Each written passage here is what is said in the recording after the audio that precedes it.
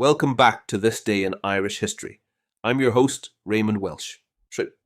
Before we dive into today's story, if you'd like to explore other significant events that happened on this day in Irish history, visit thisdayirishhistory.com.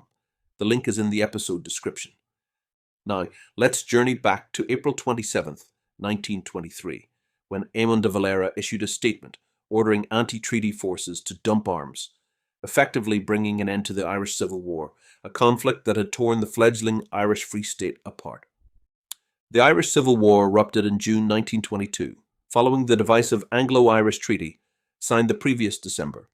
This treaty, which ended the War of Independence against Britain, established the Irish Free State as a dominion within the British Commonwealth.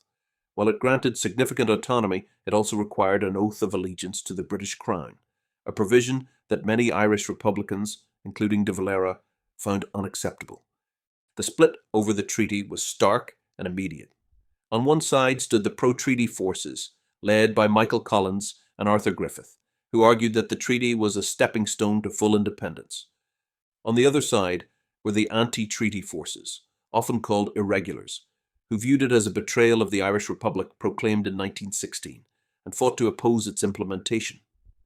The war itself was marked by bitter and often brutal fighting.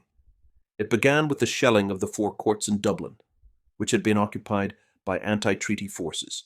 From there, the conflict spread across the country, with pro-treaty government forces steadily gaining the upper hand thanks to better resources and the support of Britain. Guerrilla warfare tactics, reprisals, executions, and deep personal animosities characterized the conflict, making it one of the darkest chapters in modern Irish history. By early 1923, the anti-treaty side was clearly on the back foot. Key leaders like Liam Lynch, Chief of Staff of the anti-treaty IRA, were killed in action, while others were captured or went into hiding. Frank Aiken, who succeeded Lynch, recognized that continuing the fight was futile and would only prolong Ireland's suffering.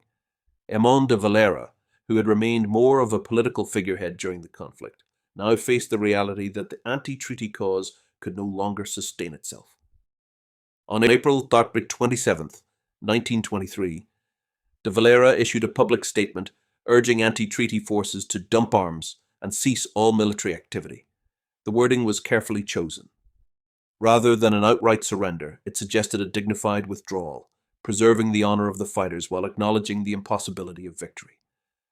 De Valera's message read, "Further sacrifice would now be in vain. The Republic can no longer be defended successfully by your arms. Military victory must be allowed to rest, for the moment, with those who have destroyed the Republic."